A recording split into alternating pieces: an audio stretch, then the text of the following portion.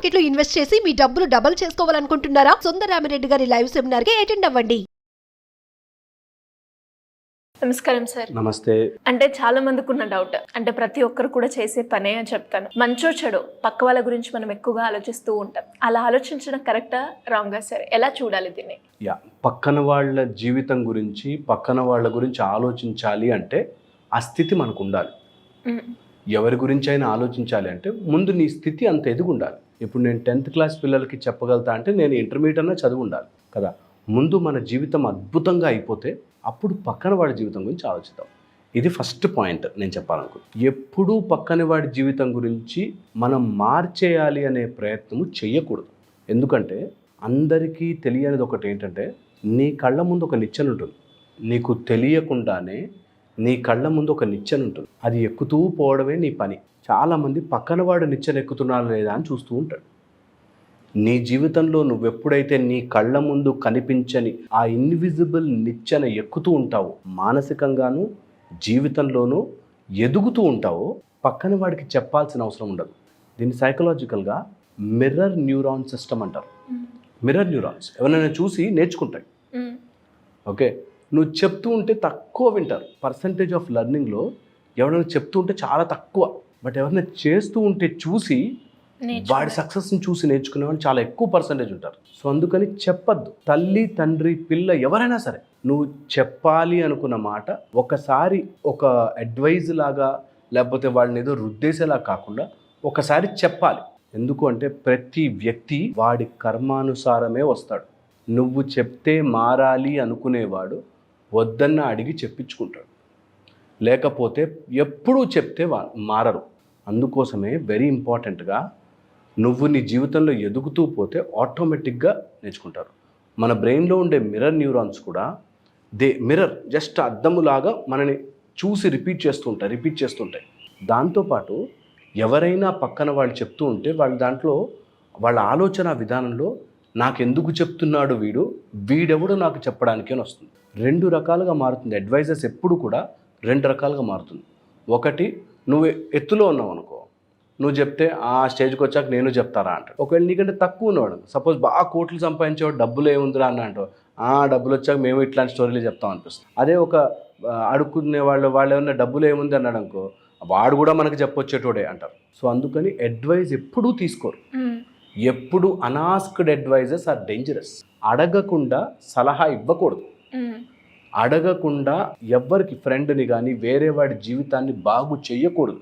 ఎందుకంటే వాడు నడుస్తున్న జీవితం కర్మ అనుసారము నడుస్తూ ఉంటాడు. వాడి కర్మని నువ్వు చెరిపేసే బాధ్యతని తీసుకున్నావంటే నువ్వు గురువు పొజిషన్లో ఉండాలి, లేదా వాడు వినే పొజిషన్లో ఉండాలి. భగవంతుడు కూడా అర్జునుడికి ఆ టైంలో పల్స్ చూసి నన్ను ఏం చేయమంటావు కృష్ణ అన్నప్పుడే చెప్పాడు. రొటీన్గా రోజు పక్కనంటే చెప్పడు. అందుకోసం వాళ్ళు వినే స్థితికి వచ్చినప్పుడు నువ్వు చెప్పే స్థితికి వెళ్తావు. ఎప్పుడైతే లేదో, మనం ఇన్ని వీడియోలు చేస్తున్నాం కదా, కొంతమందికి కనెక్ట్ అవుతుంది, వాళ్ళు వినే స్టేజ్కి వస్తారు. ఒక్కసారి వినడం రెడీ అయితే చెప్పేవాళ్ళకి ఈజీ అవుతుంది. ఇప్పుడు మన ప్రొఫెషనే అట్లాంటిది కాబట్టి మా పని అది మేము చెప్తున్నాం, కానీ జనరల్గా కూడా 99% చెప్పింది ఫాలో కారు. ఓన్లీ వాడికి ఒక స్టేజ్ వస్తుంది, ఎక్స్పీరియన్స్ అయినప్పుడు వాళ్ళ బాధ అనుభవించినప్పుడు, ఆ కర్మ వదిలినప్పుడు దొరుకుతుంది. అరే ఆయన అప్పుడే చెప్పాడే అని అనిపిస్తుంది, మా అమ్మ అప్పుడే చెప్పింది, మా నాన్న అన్నాడే అని తెలుసుకుంటారు. సో అందుకని చెప్పడం మీకు ఒకవేళ అనిపిస్తే చెప్పాలి. వాళ్ళు మారుతారని ఎక్స్పెక్ట్ చేయకూడదు. చెప్పే దాంట్లో ఇంకొక అన్యాయంగా జరిగిపోయేది ఏంటంటే, మనం చెప్తుంటే వాడు మారట్లేదు అని ఫ్రస్ట్రేషన్ వస్తుంది, అర్థం చేసుకోవట్లేదనే బాధ వస్తుంది. సో వెరీ ఇంపార్టెంట్, వాళ్ళు అర్థం చేసుకోలేరు, ఆ స్థితి వాళ్ళది. కాబట్టి ఇప్పుడు నువ్వు 5th క్లాస్ అబ్బాయికి 10th క్లాస్ మ్యాథ్స్ చెప్తే ఎలా అర్థం చేసుకోలేడో, అలాగే వాడు ఆ పరిస్థితికి రాలేడు.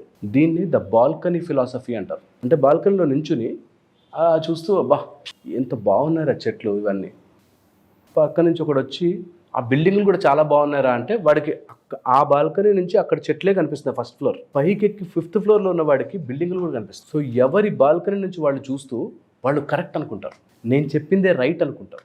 అందుకని అడ్వైజ్ ఇచ్చేవాడు అందులో మునిగిపోతుంటారు. నేను నీకు ఇంత అడ్వైజ్ ఇచ్చా.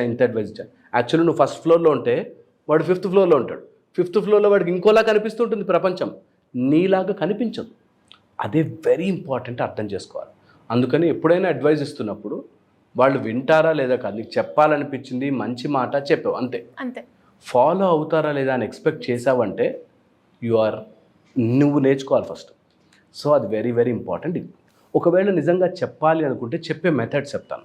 ఎవరికైనా కొంతమంది అరే నా కళ్ళ ముందు పాడైపోతున్నాడు ఎలా చెప్పకుండా ఉంటామనిపిస్తుంది. అలా కనుక చెప్పే మెథడ్స్ ఉంటే, 1 మనకి ఎప్పుడు సామదాన భేద దండోపాయాలు అంటారు కదా, అందులో మనం దండం వరకు వెళ్ళం. బట్ ఫస్ట్ థింగ్ చెప్పే విధానంలో, సౌమ్యంగా చెప్పే విధానంలో ఎగ్జాంపుల్స్ బాగా పనిచేస్తాయి. సెకండ్ వచ్చేసి ఎప్పుడు కూడా వాళ్ళ ఫ్రీక్వెన్సీ దగ్గరికి వచ్చి చెప్పాలి. అంటే ఒకవేళ మంచి సీడ్ కొనుక్కొచ్చాం, మంచి విత్తనం మ్యాంగో ట్రీ కోసం సిమెంట్ రోడ్డు మీద వేసాం, వస్తుందా చెట్టు? రాదు. కానీ మంచిగా దున్నితే అందులో వేస్తే మంచి చెట్టు వస్తుంది కదా. అలాగే వాడి మైండ్ని ఫస్ట్ రెడీ చేయాలి, అప్పుడు విత్తనం నాటాలి. సో ఇది గనక నేర్చుకోగలిగితే టాకింగ్ స్కిల్ కూడా పెరుగుతుంది. ముందు మనసుని రెడీ చేస్తే దాని లోపల విత్తనం మొలకెత్తుతుంది. ఇది చాలా ఇంపార్టెంట్. హోప్ ఇది అర్థం చేసుకుంటే దట్ విల్ రియల్లీ హెల్ప్. ఒక మెథడ్. సెకండ్ వచ్చేసి చెప్పాలనుకున్నది రాసివ్వాలి. రాసిస్తే ఎఫెక్టివ్గా ఉంటుంది. వాళ్ళు చదివితే ఓ ఇంత కష్టపడి నా కోసం రాశాడా అని తెలుస్తుంది. Okay, give in writing, type కాదు రైటింగ్, లెటర్ లాగా రాసివ్వడం బాగా ఎఫెక్టివ్గా పనిచేస్తుంది. మూడోది వచ్చేసి warn them of side effects. ఇది ఈ రోడ్డు మీద వెళ్తే టైర్ పంచర్ అయ్యే ఛాన్స్ ఉంది, ఆ రోడ్లో గతుకులు ఉన్నాయి, ఆ రోడ్లో ఇట్లా ఉంది, నీ ఇష్టం. That is the easiest method to advice. Fourth, మన స్థితి తెలుసుకుని అడ్వైస్ చేయాలి. అడ్వైస్ ఎప్పుడు మన స్థితి దాటి మన స్థితి కాని వాళ్ళకి చెప్పకూడదు. చాలా important. Thank you sir, thank you so much. Suman టీవీలో మీ పర్సనల్ అండ్ బిజినెస్ ప్రమోషన్స్ కోసం కింది నెంబర్కి కాంటాక్ట్ చేయండి.